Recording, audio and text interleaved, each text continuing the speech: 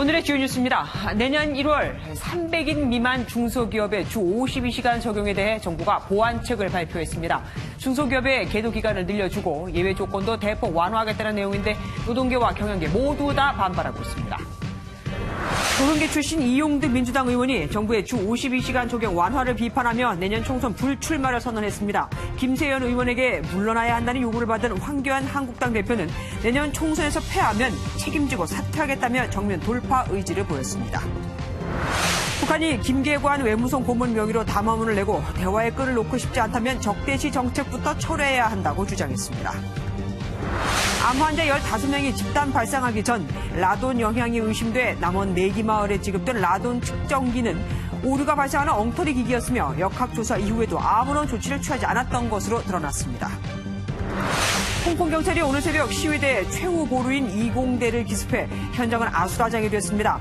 여기에 북면 금지법이 위헌이라는 판결까지 나와 홍콩 사태는 진정될 기미가 보이질 않습니다.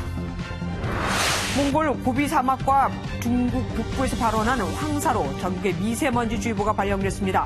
황사는 밤사이 찬 바람에 밀려 동쪽으로 물려나 내일은 전국의 대기질이 호전될 것으로 보입니다.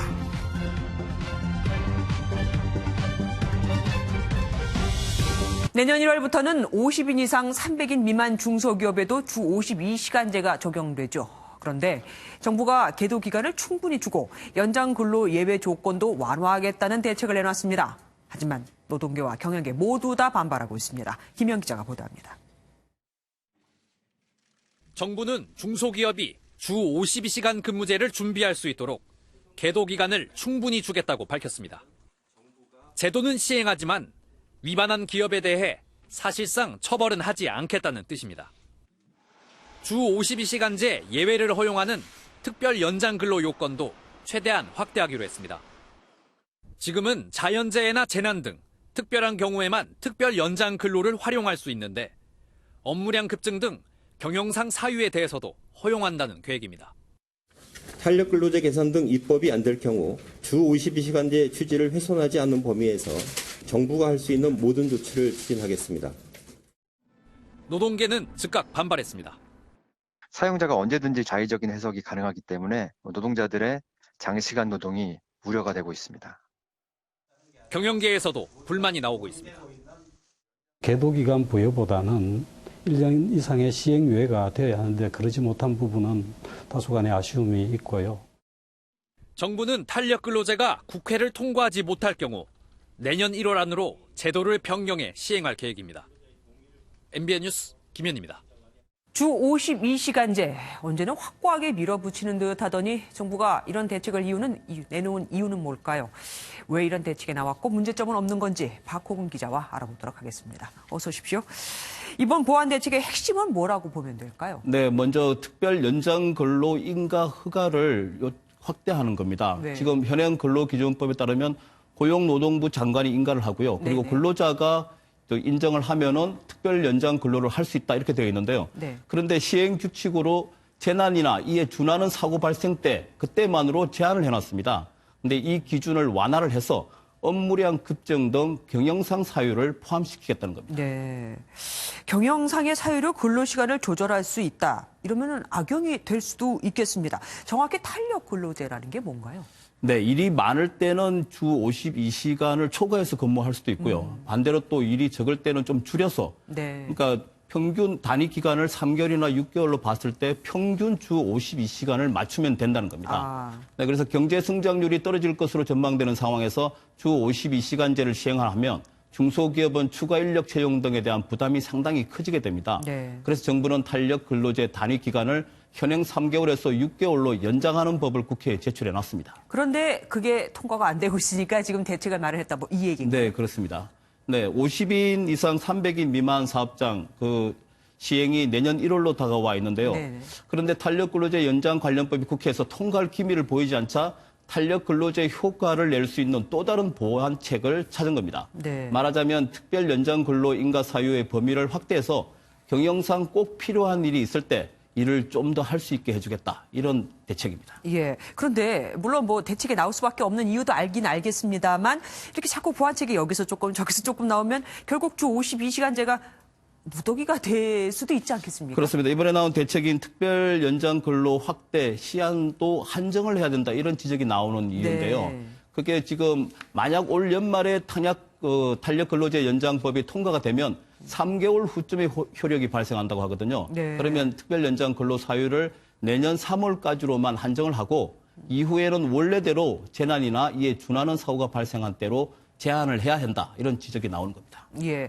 계도 기간도 뭐 연장을 한다고 하는 말이 있던데요. 네, 이것 역시 탄력근로제 연장 법안 통과가 늦어지면서 어쩔 수 없이 시행할 수밖에 없는 네, 대책으로 네. 보입니다. 주 근무 시간을 6개월 안에서 늘렸다, 줄였다, 탄력적으로 운영할 수 있는 법의 시행이 국회 때문에 늦어져 있는 상황이 아니겠습니까? 네. 그러다 보니까 주 52시간제를 어겼다고 처벌하기가 정부로서도 상당히 곤란한 면이 있는 거죠. 네, 그래서 고육지책으로 내놓은 대책이 탄력근로제가 시행되고 자리를 잡을 때까지는 곧바로 처벌하지 않고 계도하는 기간을 주겠다 이런 대책을 내놓은 겁니다. 그 취지는 알겠는데 그 계도 기간이 그래도 정해져야 되는 거 아니겠습니까? 네, 고용노동부 장관, 이재갑 고용노동부 장관도 입법 논의가 진행 중이라서 구체적인 기간을 밝히기는 좀 적절치 않다라고 말을 했습니다. 네. 그러면서도 대기업에 부여했던 계도 기간보다 더 부여하겠다고 했는데요. 지난해 7월에 300인 이상 기업이 주 52시간제를 시행할 때 6개월의 계도 기간이 부여됐고요. 일부 기업은 9개월이 주어졌거든요. 따라서 중소기업에도 최소 6개월 이상, 많게는 9개월 이상 주어질 것으로 예상이 됩니다. 결국 정부가 야심차게 추진해온 주 52시간제를 경기가 안 좋으니까 뭐 어떻게 좀 빠져나와야 하는데 뭐 방법이 없고 국회가 안 도와주고 있으니까요. 네, 그래서 출구 전략을 이렇게 짤 수밖에 없었다는 얘기인데 그러니까 이제 문제는 또 노동계 쪽 아니겠습니까? 네, 예상했던 대로 강하게 반발하고 나섰는데요. 민주노총에서는 특별 연장 근로 사유를 최대한 확대하겠다. 이런 것은 마음만 먹으면 모든 사업장에 특별 연장 근로를 허가해 주겠다는 말이라고 비난을 했습니다. 네. 그러면서 최저임금 1만 원 정책 포기에 이어서 노동시간 단축 정책마저 포기하는 현 정부의 노동 절망 정책에 분노한다면서 총파업 투쟁을 준비하겠다고 밝혔습니다. 예, 결국은 근로자만 헛갈리게 생겼습니다. 불확실성만 커지게 된 거니까요. 네, 말씀 여기까지 듣겠습니다. 감사합니다. 임종석 전 대통령 비서실장에 이어 이용득 민주당 의원도 내년 총선에 불출마하겠다고 밝혔습니다. 한국노총위원장 출신이죠. 대표적인 86세대로 꼽히는 우상호 의원은 마구잡이식 퇴진 압박에 불쾌감을 드러내게 됐습니다. 이동화 기자가 보도합니다. 한국노총 위원장 출신의 민주당 이용득 의원이 불출마 대열에 합류했습니다. 정부의 주 52시간 완화 방침에 반발해온 이 의원은 한 번 더 한다고 해서 의미 있는 변화를 만들어낼 수 없다고 불출마 배경을 설명했습니다. 노동계를 대표하는 그런 의원으로 이제 국회에 진입한 거 아니겠습니까? 일정 부분 본인도 책임을 좀 느낀다. 그런 관점에서 이제 불출마를 선언한 것으로. 수도권에서는 경기 광명갑의 삼선 백재현 의원이 불출마를 검토하는 것으로 알려졌고 초선인 김성수, 서형수, 재윤경, 최운열 의원 등도 사실상 불출마 의사를 굳히고 공식화 시점을 저울질하는 것으로 알려졌습니다.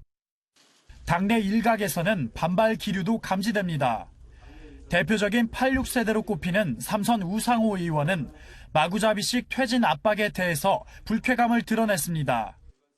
우리가 무슨 자리를 놓고 정치 무슨 기득권화돼 있다고 말하는 거에 대해서 약간 모욕감 같은 걸 느끼고 있었거든요.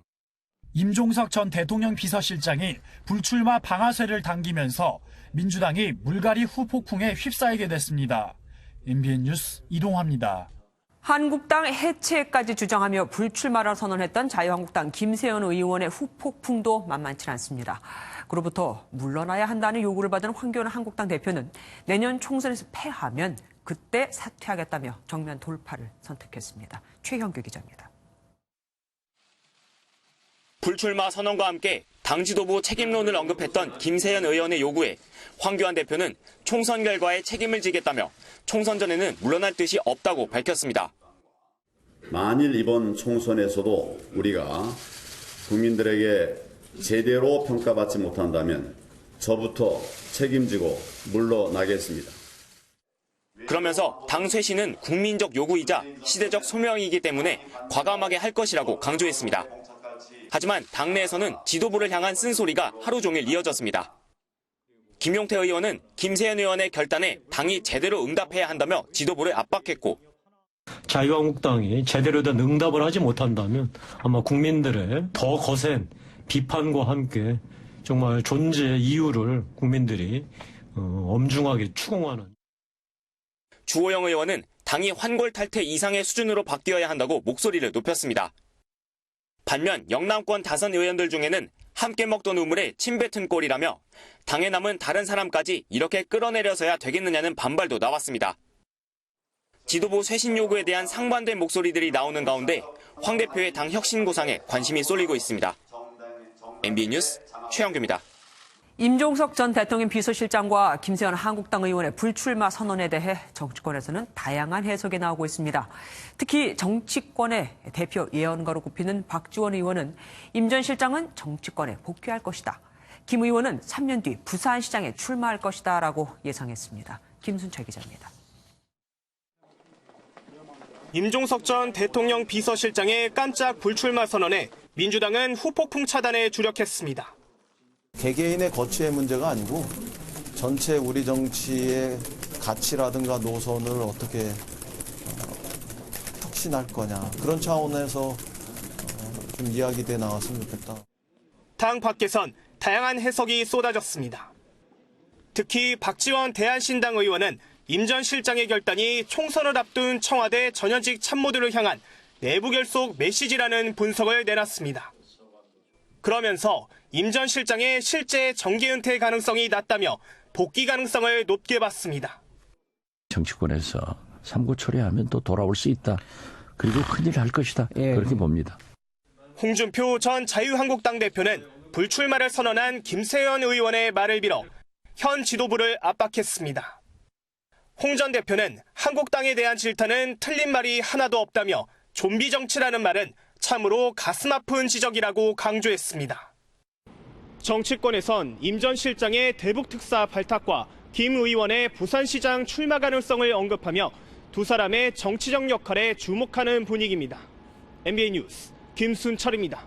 선거제와 사법개혁 등 패스트트랙으로 지정된 법안이 다음 주부터 본회의에 부의됩니다. 당연히 의원들 간 긴장이 고조되고 있겠죠. 특히 자유한국당은 의원직 총사퇴를 비롯해 필사적으로 막겠다며 전의까지 다지고 있습니다. 권영범 기자입니다.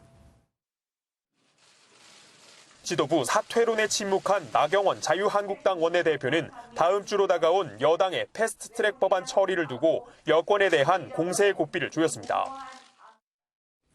여당과 국회의장은 패스트트랙 무효를 선언하십시오. 그래야 진정한 협상도 가능하며 또 그동안의 불법도 용서받을 수 있는 것입니다. 더불어민주당은 여야 4당 공조 복원을 강조하며 패스트트랙 법안 통과에 대한 정면 돌파 의지를 밝혔습니다. 정당 정치 세력 간의 어떤 개별 접촉 이런 부분들도 필요하다면 이제는 조금 수면 위로 올려서 실제로 더불어민주당은 바른미래당 당권파와 정의당, 평화당, 대한신당을 합치면 본회의 통과를 위한 과반 확보가 가능할 것으로 보고 있습니다. 이해찬 더불어민주당 대표는 신속한 검찰 수사를 촉구하며 자유한국당에 대한 압박에 가세했습니다. 명백한 불법을 저지르고도 자신들은 성형인 양 법적 절차를 무시하고 있는데 이는 법치국가에서는 결코 허용될 수 없는 일입니다. 자유한국당 내부에서 패스트트랙 법안이 통과되면 의원직 총사퇴라는 초강수까지 검토하고 있는 것으로 알려진 가운데 이번 주가 패스트트랙 전국의 최대 분수령이 될 전망입니다. MBN 뉴스 권영보입니다. SNS를 통해 곧 만나자고 한 트럼프 미국 대통령에게 북한이 17시간 만에 답을 해왔습니다. 그런데 분위기는 여전히 냉랭합니다. 회담을 하려면 적대 정책부터 철회하라며 압박을 가해온 겁니다. 백기정 기자가 보도합니다. 북한이 김계관 외무성 고문 명의로 담화문을 내놨습니다. 아무것도 받지 못한 채 미국 대통령에게 자랑할 거리를 주지 않을 것이라며 시작부터 냉랭했습니다. 이어 대화의 끈을 놓고 싶지 않다면 우리를 적으로 보는 적대시 정책부터 철회하라고 요구했습니다. 그러면서 트럼프 대통령이 트위터에 올린 글을 받고 새로운 북미 정상회담을 시사하는 의미로 해석했다며 트위터에 대한 답장임을 시사했습니다. 트럼프 대통령이 어젯밤 트위터에서 김 위원장에게 빨리 행동해서 협상을 마무리하자며 대화의 손길을 내밀더니 곧 보자고 한 것에 17시간 만에 화답한 겁니다. 지난 6월 판문점 회동 당시에도 트럼프 대통령의 트위터에 5시간 만에 화답했던 데 이어 이번에도 트위터에 즉각 화답한 겁니다. 다만 지난 6월과 달리 한미연합훈련 유예와 트럼프 대통령의 유화 메시지에도 불구하고 부정적 대답을 내놓은 겁니다. 여기에는 이유가 있어 보입니다. 북한은 어제 담화문으로 북미 대화가 열린다 해도 미국이 적대시 정책을 철회하는 문제가 의제에 오르지 않는 한 핵 문제가 논의되지 않을 것이라고 공표한 바 있습니다. 대북 제재나 인권 비난 등 대북 적대시 정책으로 꼽히는 것들을 앞으로 회담의 대가로 내걸 가능성이 커 보입니다. MBN 뉴스 백길종입니다. 앞선 두 차례 회담에서 탐색전을 마친 한미 양국이 서울에서 방위비 분담금 3차 협상에 들어갔습니다. 협상장 주변에선 미국의 지나친 요구를 규탄하는 시위가 벌어져 긴장감이 고조되기도 했습니다. 정규혜 기자가 보도합니다. 방위비 분담금 3차 협상 장소인 한국국방연구원 앞. 협상 시작 몇 시간 전부터 경찰 병력이 건물 전체를 에워싸는가 하면 안전 펜스와 투척 방지망까지 설치됩니다. 미국이 기존의 5배에 달하는 분담금 인상을 요구한 것으로 알려지면서 민중 공동행동 등 시민사회단체들이 규탄 시위에 나섰기 때문입니다. 구요협상 미국 반대! 시위대를 피해 협상장으로 들어간 한미 양국 대표단은 본격적인 간극 조율에 들어갔습니다. 얼마 전 비공식 방한까지 하며 여론전에 나섰던 드하트 미국 대표는 방위비 분담 시스템의 새로운 틀을 짜야 한다는 주장을 되풀이한 것으로 알려졌습니다. 협상이 난항을 겪는 가운데 우리 정치권은 비준 동의 거부를 거론하며 미국을 우회적으로 압박하고 있습니다. 이인영 더불어민주당 원내대표가 제안한 방위비 분담금 공정합의 촉구 결의안의 본회의 채택은 불발됐지만 민주당은 상임위 차원의 규탄, 기자회견 등을 준비 중입니다. 국회 차원에서 미국의 과도한 방위비 분담 요구에 대해서 공동 대응에 나서야 한다는 점을 분명히 말씀드립니다. 이틀간의 3차 협의에서도 큰 진척이 이루어지지 않을 경우 한미 양국은 연말 시한을 맞추기 위해 협상 주기를 줄이는 등 속도전에 나설 것으로 보입니다. MBN 뉴스 정규혜입니다. 검사님이 무섭다며 울음을 터뜨리고 진술 거부권을 행사하는 고유정. 전 남편을 살해하고 그 시신을 훼손한 혐의를 받는 사람에게는 의외의 모습이지만 결국 검찰 구형은 다음 달로 미뤄졌습니다. 이현재 기자가 보도합니다. 재판이 끝나고 법정에서 나온 고유정 측 변호사에게 시민들의 고성이 쏟아집니다. 똑바로 해, 똑바로. 똑바로 하라고. 당초 이번 7차 공판은 구형이 있을 것으로 예고됐지만 고유정 측은 재판을 한 번 더 하자고 요구했습니다. 최근 의붓아들 살해 사건이 기소돼 시간이 부족했다는 이유입니다. 법원은 피고인의 방어권 행사를 위해 시간을 더 줄 수는 있다면서도 피고인의 구속기한이 한 달밖에 남지 않아 검찰 측 신문은 그대로 진행하겠다고 결정했습니다.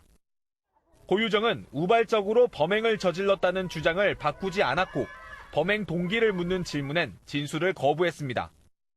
고유정은 손을 다친 이유에 대해 새로운 진술을 했습니다.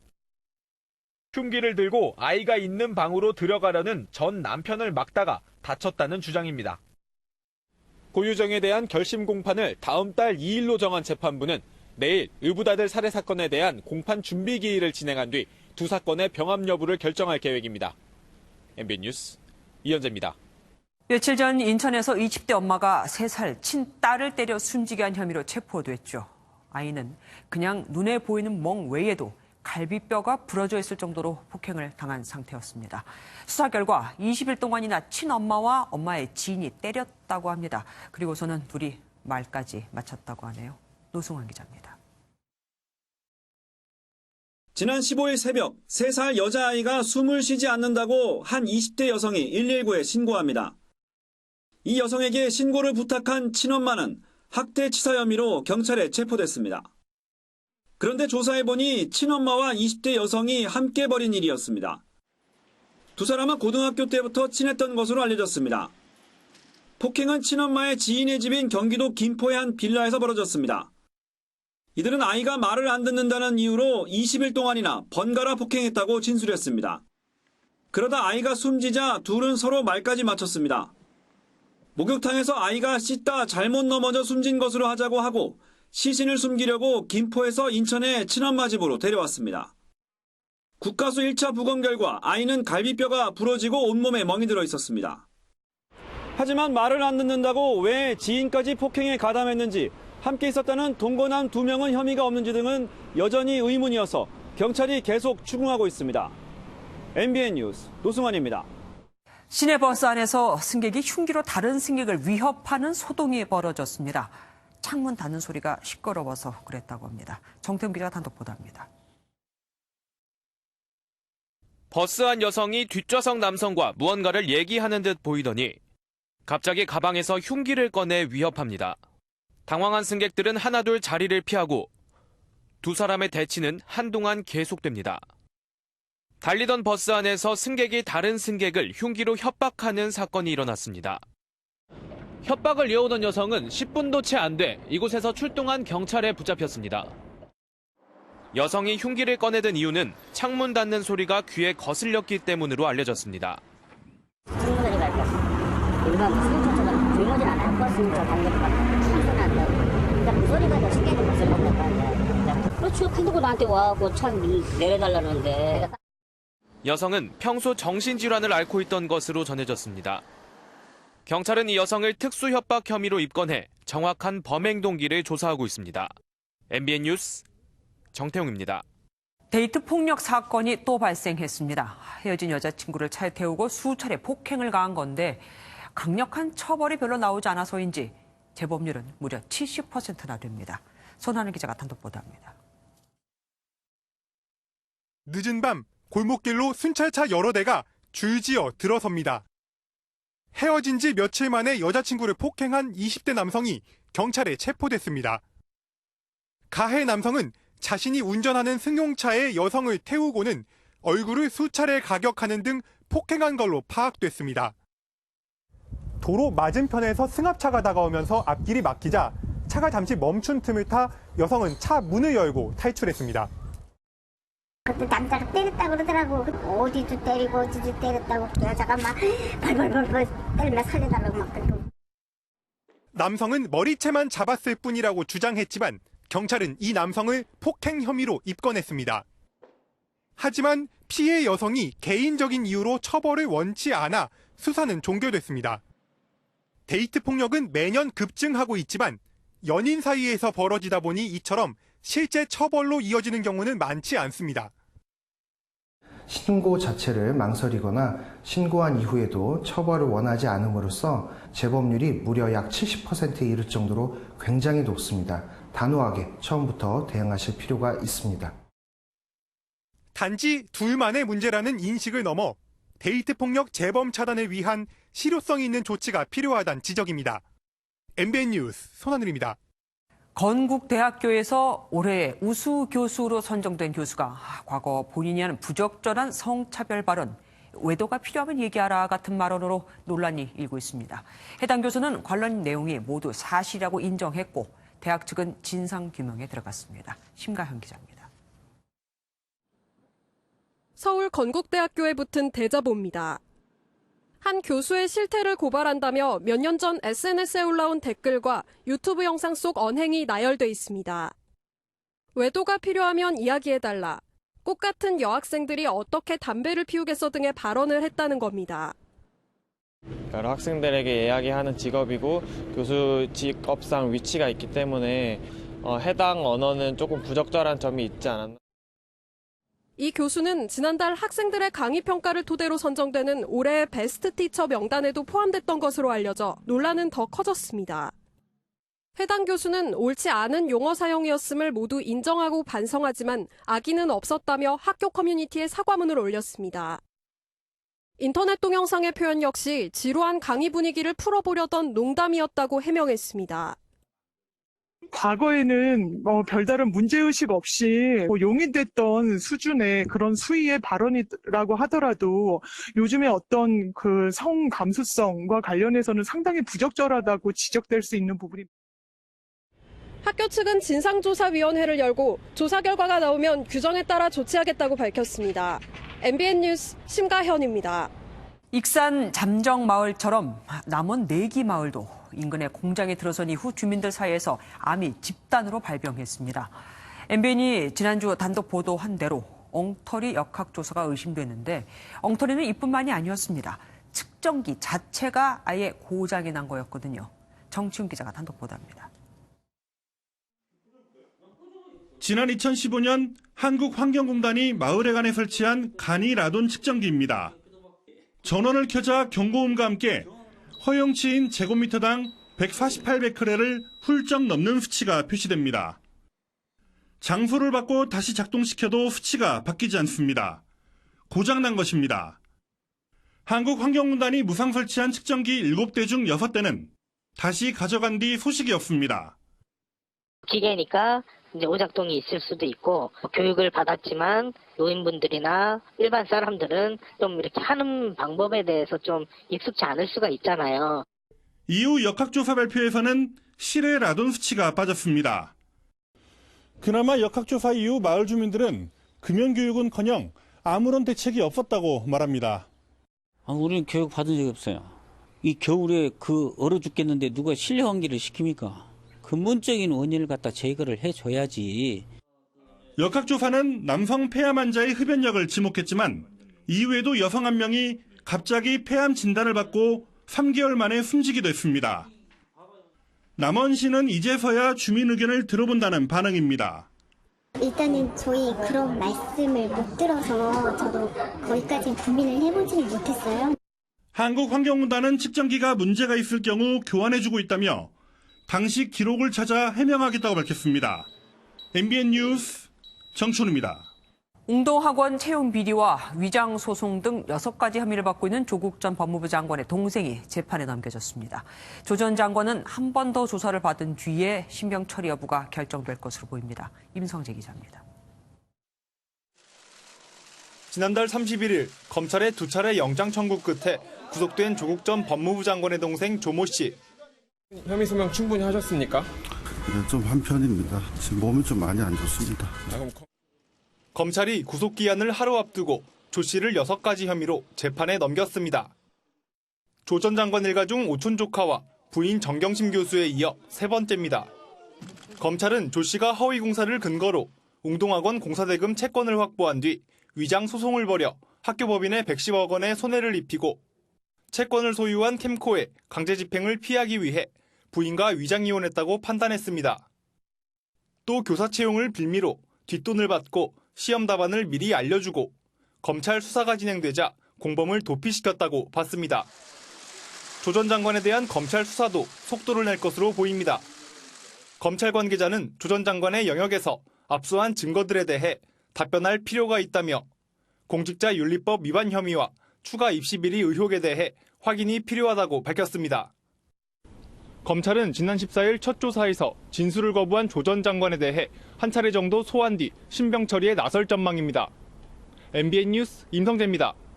전국 철도 노조가 인력 충원 등을 요구하며 모레부터 무기한 총파업에 들어갑니다. 고속열차 KTX는 물론 새마을호, 화물열차 등이 줄줄이 멈춰서는 철도 대란이 초일기에 들어가게 된 겁니다. 정주영 기자가 보도합니다. 정부는 실질적인 대안을 제시하라! 제시하라! 제시하라! 제시하라! 전국 철도노동조합이 모레 오전 9시부터 무기한 총파업에 들어갑니다. 철도노조는 현장 안전인력을 충원하고 임금을 정상화하기 위한 적법한 파업이라며 국민의 양해를 부탁했습니다. 국민의 철도 안전과 철도 서비스의 공공성 강화가 한 발 더 전진될 수 있도록 불편해도 괜찮아로 응원해 주시면 더욱 저희들에게 큰 힘이. 하지만 철도는 하루 이용 승객이 300만 명에 달하는 국가 간선교통망이어서 파업이 시작되면 승객들의 큰 불편이 우려됩니다. 정부가 비상수송 대책을 마련하겠다고 밝혔지만 KTX 운행률은 70% 밑으로 떨어지고 화물열차는 3대 중 2대가 멈춰 물류 대란이 불가피합니다. 특히 파업이 장기화돼 4주를 넘어가면 KTX 운행률은 50%대에 그칠 것으로 예상됩니다. 철도공사의 노사는 성실한 교섭을 통해 조속히 합리적 방안을 도출하여 열차 운행이 빠른 시간 내에 정상화될 수 있도록 해주시기를. 지난 2016년 72일이라는 역대 최장기 기록을 썼던 철도노조 파업은 직접 피해액이 685억 원에 달했고 열차 고장과 사고도 잇따랐습니다. MBN 뉴스 정주영입니다. 오후 들어 한때 수도권과 충남북 모두 미세먼지가 매우 나쁜 수준을 보였습니다. 이 시각 현재 차차 가셔가고는 있지만 오늘 밤 노약자는 산책을 자제하시는 게 좋습니다. 강대엽 기자가 보도합니다.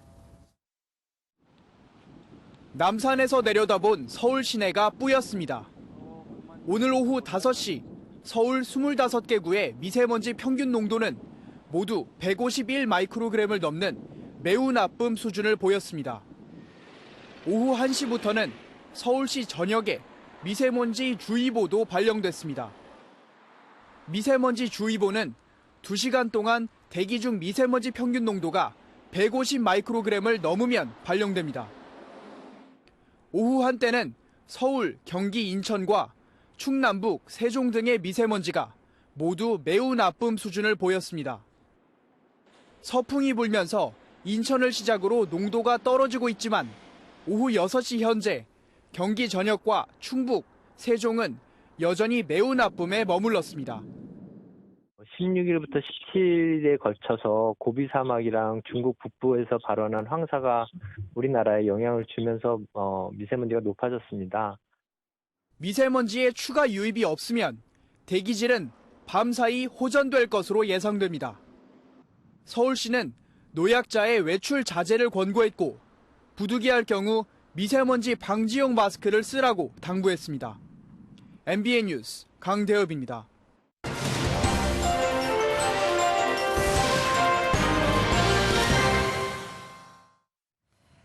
출산율은 늘고 있는데 인구는 되레 줄어든다? 뭔가 이상하죠.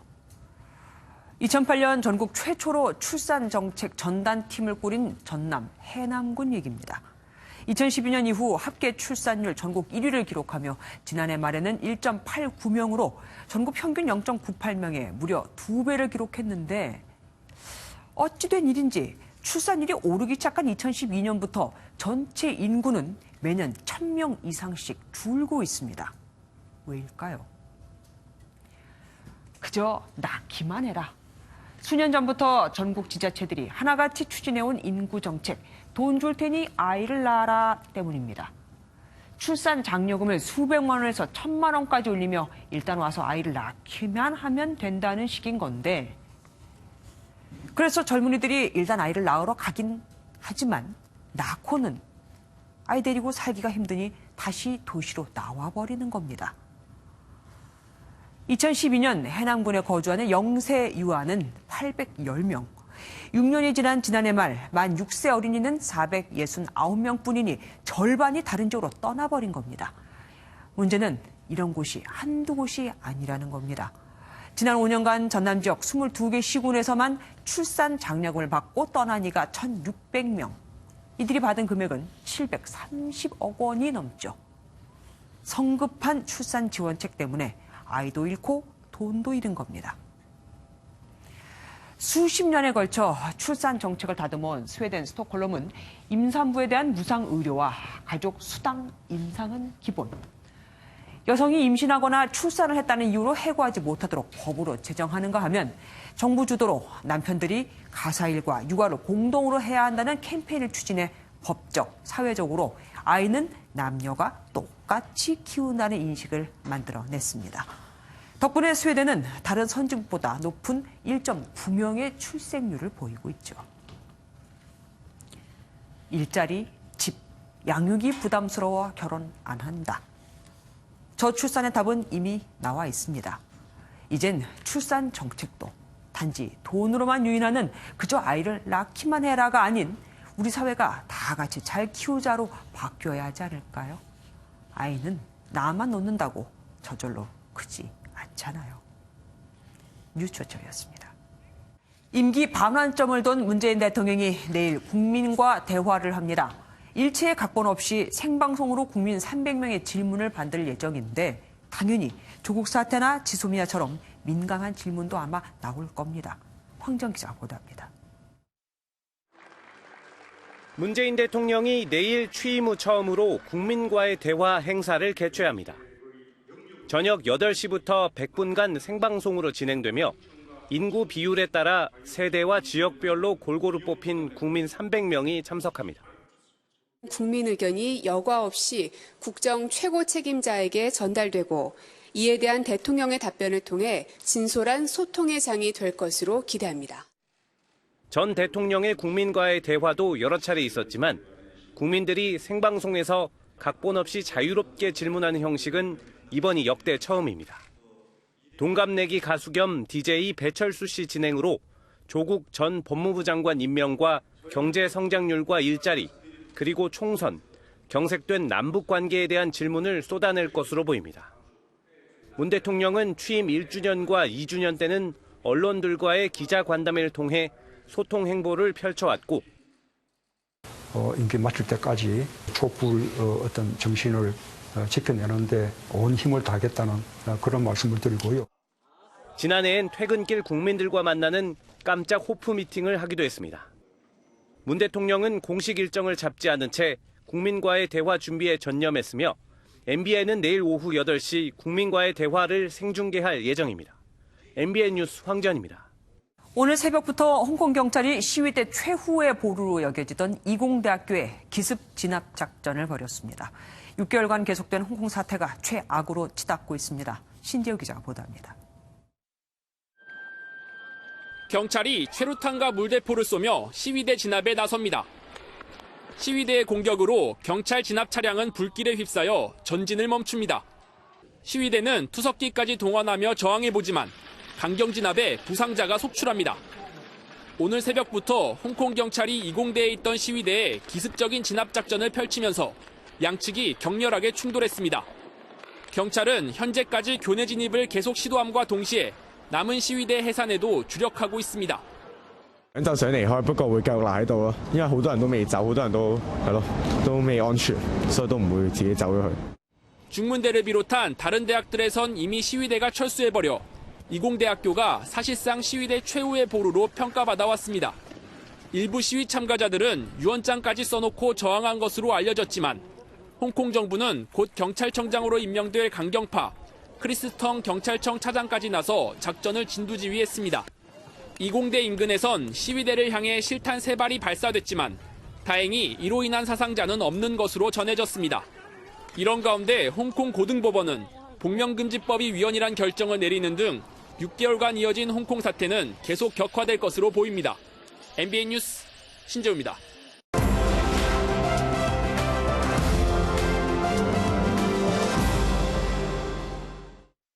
빅뉴스 시간입니다. 오늘은 윤기랑 기자와 함께하겠습니다. 어서 오십시오. 네. 오늘 첫 번째 키워드는 뭡니까? 첫 번째 키워드, 술 먹방입니다.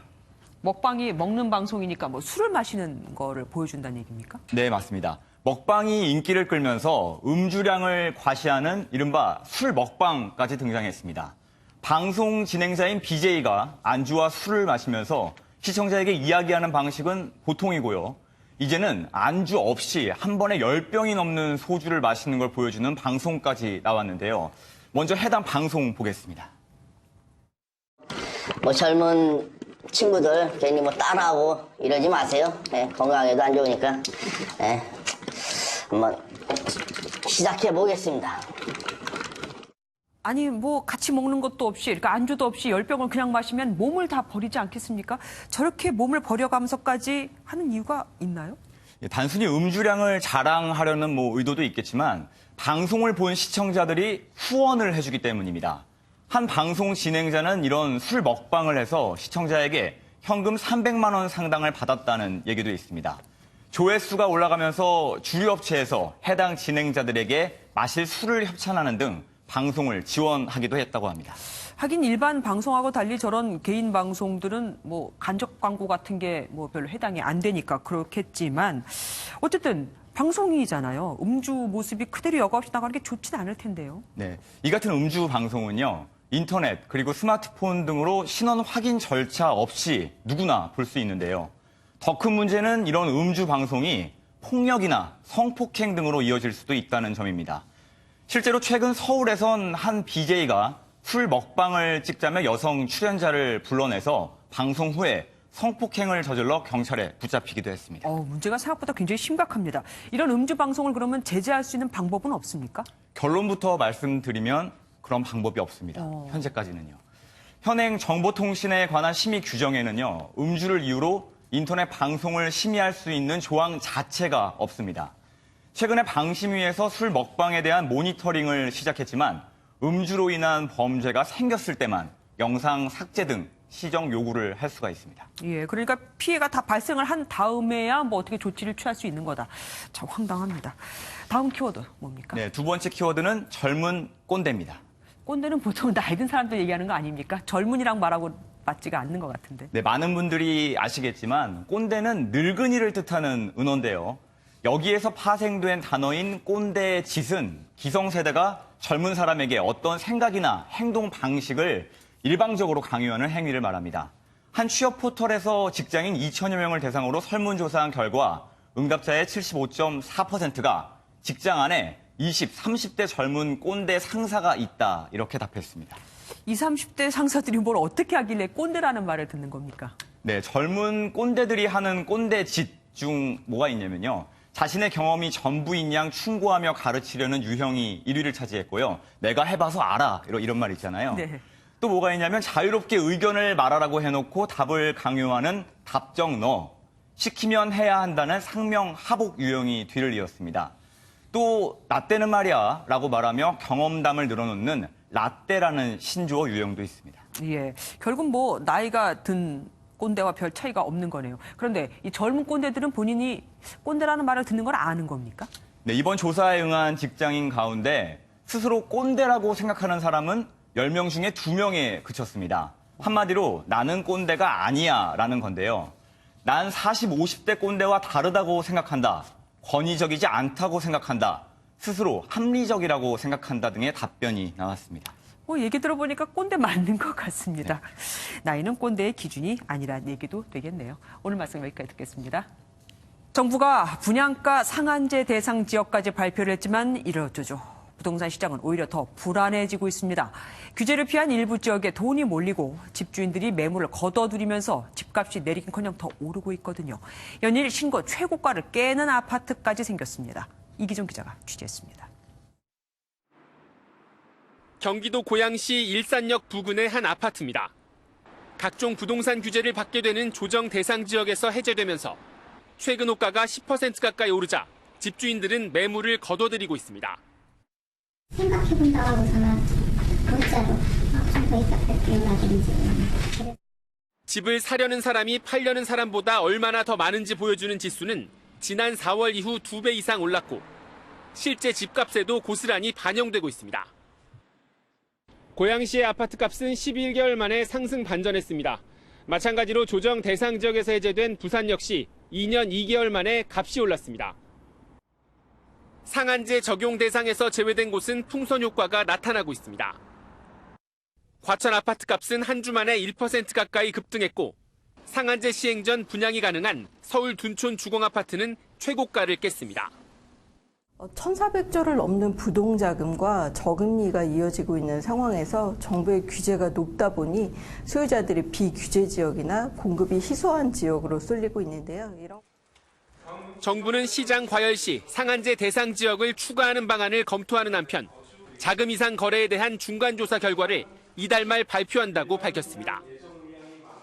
하지만 향후 공급 부족 가능성에 대한 불안 심리가 여전해 규제만으로는 풍선 효과를 막는 데 한계가 있다는 지적도 나옵니다. MBN 뉴스 이기종입니다.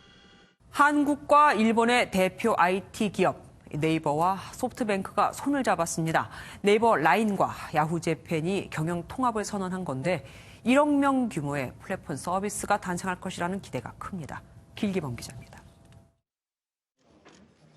이해진 네이버 창업자와 손정의 소프트뱅크 회장이 손을 잡았습니다. 네이버의 자회사인 라인과 포털 사이트 야후 재팬을 운영하는 소프트뱅크 자회사 지홀딩스의 경영을 통합하기로 한 겁니다. 네이버와 소프트뱅크가 반반씩 투자해 만든 벤처기업이 지홀딩스의 최대 주주가 되고 그 산하에 라인과 야후 재팬 등을 두게 됩니다. 네이버는 다음 달 중으로 본 계약을 체결할 예정이라고 밝혔습니다. 업계의 관심은 벌써 뜨겁습니다. 가입자만 8천만 명이 넘는 라인과 5천만 명이 넘는 야후 재팬이 통합되면 일본에서만 1억 명 규모의 거대 플랫폼이 탄생할 것이란 기대가 나오고 있습니다. 또 두 기업의 핀테크, 인공지능 기술이 결합하면 구글, 아마존, 알리바바 등에 대항할 수 있는 플랫폼으로 떠오를 수 있다는 분석입니다. 플랫폼 경제 기반의 핵심은 누가 많은 사용자와 존재들을 가지고 있느냐의 싸움이거든요. 충분히 아시아 쪽에서의 플랫폼화시켜도 경쟁할 수 있다고.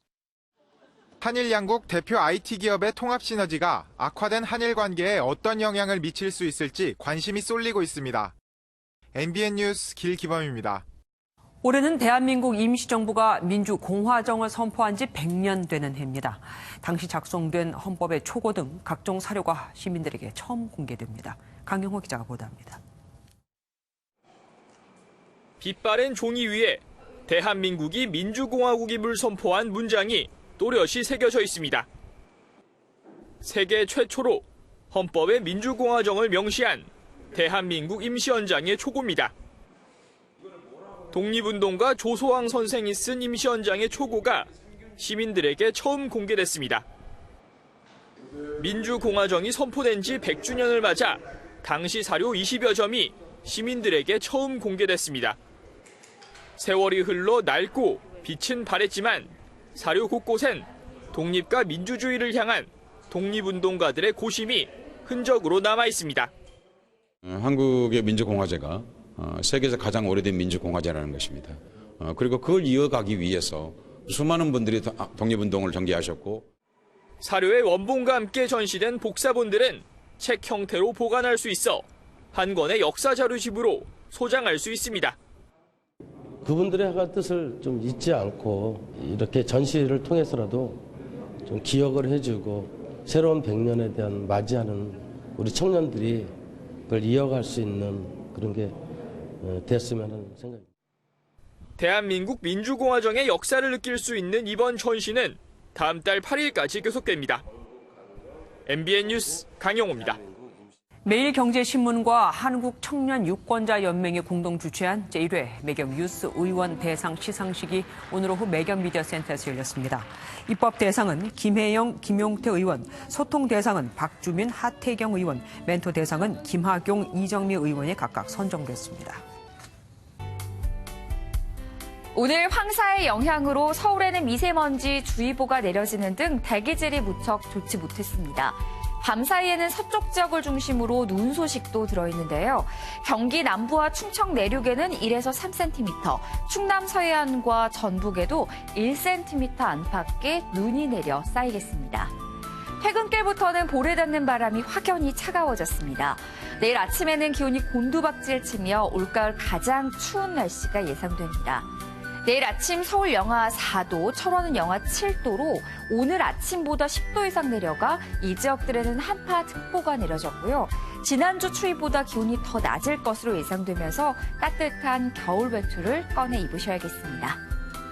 북서쪽 상공에서 영하 20도 안팎의 강한 한기가 우리나라로 내려오기 때문인데요. 이렇게 밤사이 찬 공기가 강하게 불면서 황사는 오래 머물지 못하겠습니다.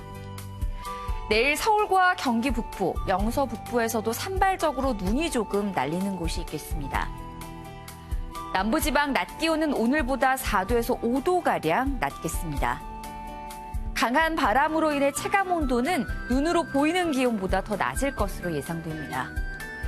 이번 추위는 목요일 아침까지 이어지겠습니다. 날씨였습니다. MBN이 선정한 이 한 장의 사진입니다. 아직 부모의 도움이 필요해 보이는 8살 꼬마. 하지만 이미 3,000명 이상의 참전 용사를 도운 영웅입니다.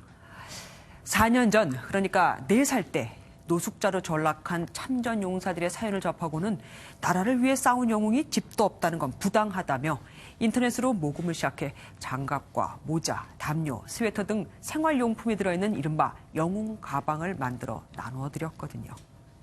생각의 크기는 나이 순이 아닌가 봅니다. MBN 종합뉴스 여기서 마치겠습니다. 함께해 주신 여러분 고맙습니다.